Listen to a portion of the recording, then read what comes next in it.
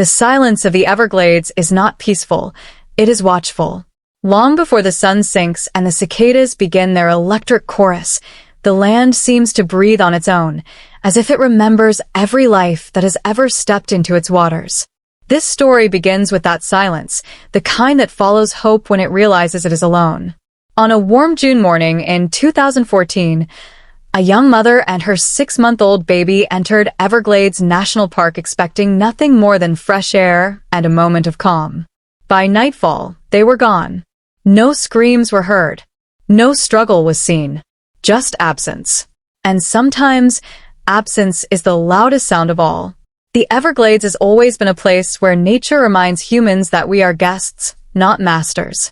Indigenous tribes once respected it as living land, early explorers feared it, and modern visitors often underestimate it. This case forces us to confront a difficult truth. Beauty does not equal safety. As we begin this journey, ask yourself, how often do we confuse familiarity with control, and what does that cost us? The missing woman was a young widow, balancing grief and responsibility with quiet strength. After losing her husband unexpectedly, she had returned to work as a nurse while raising her infant son alone.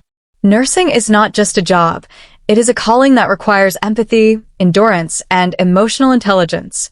Those who worked with her described her as meticulous, dependable, and deeply loving as a mother. On the day she disappeared, she planned something simple: a walk along the park's maintained trails, places designed for tourists and families. The word maintained is important here. It suggests safety, order, predictability. But language can be deceptive.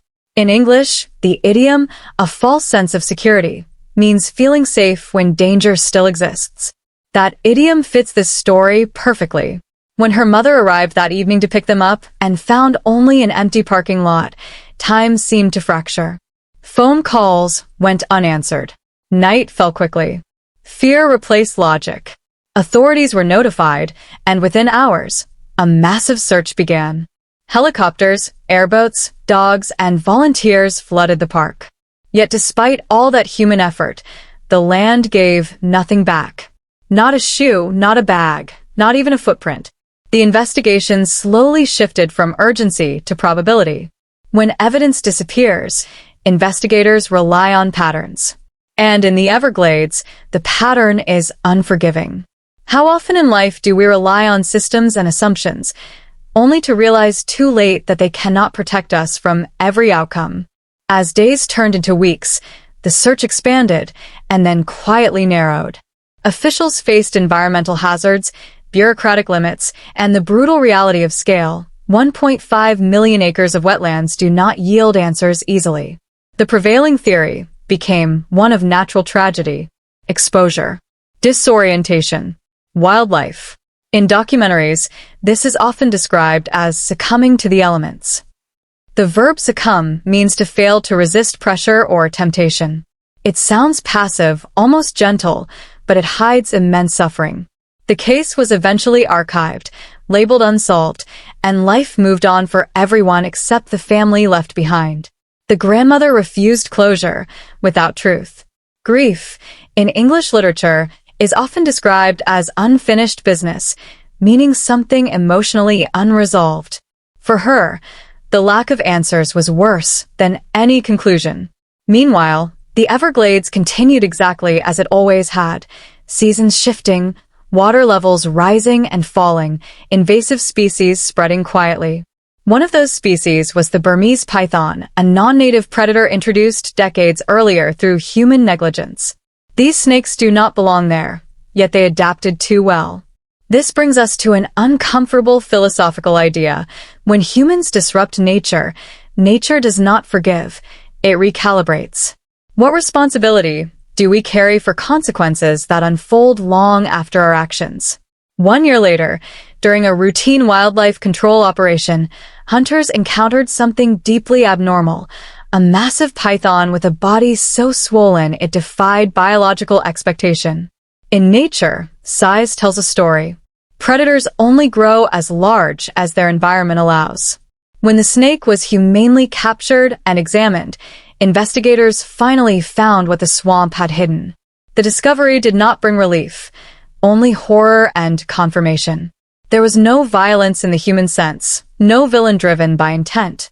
There was only an ecosystem altered by humans and a predator doing exactly what it evolved to do.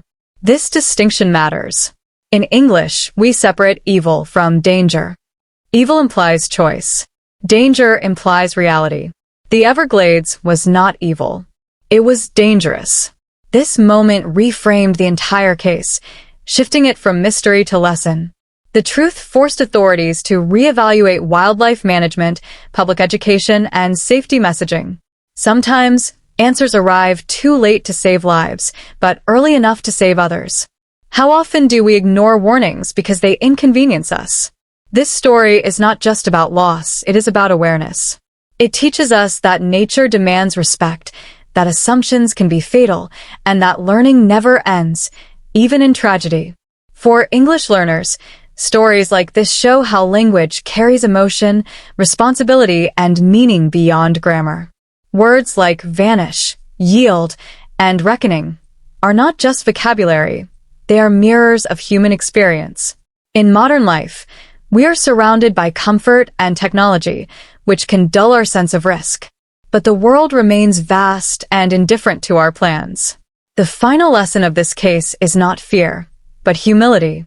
When we enter spaces older and stronger than us, preparation and respect are not optional, they are survival. As you reflect on this story, consider this. In your own life, where might you be mistaking calm for safety, and what wisdom could awareness offer before silence takes over?